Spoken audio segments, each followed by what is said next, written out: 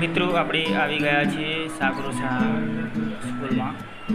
તો એનઆરડી દ્વારા લગાવેલું ટાટા સ્વચ્છ વોટર પ્લાન્ટમાં પાણીનું લીકેજ થતાં ત્યાં વિઝિટ માટે એનઆરડીના સંચાલક અને આશીષભાઈ સાથે હું ટાટા તરફથી રિપેરિંગ કામ માટે ત્યાં પાણીનું લીકેજ હતું તેના માટે અમે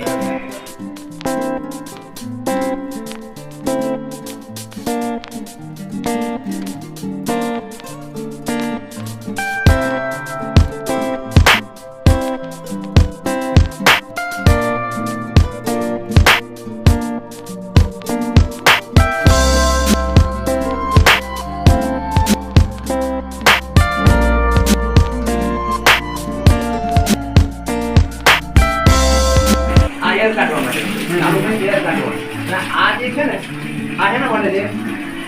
આ જે ટોટલ બેક્ટેરિયા જે મેમ્બ્રેનમાં જે જાય બેક્ટેરિયા નીચે જમા થઈ જાય. આ તમે બોલો ને બધા બેક્ટેરિયા આવી જાય 2 દાડે 3 દાડે 4 દાડે જ્યારે મેળાવે છે.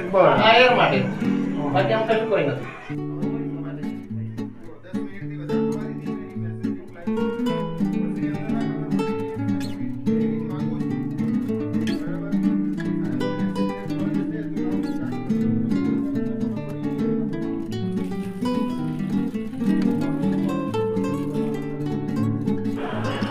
તો હવે વાત કરીએ 4 નંબરના વાલ્વની, જે અલ્ટ્રા ફિલ્ટરમાં રહેલા બેક્ટેરિયાનો બહાર નિકાલ કરે છે. 3 નંબરનું જે અલ્ટ્રા ફિલ્ટરના વધેરેલા બેક્ટેરિયા અને જીવાણુઓ બહાર કરે છે.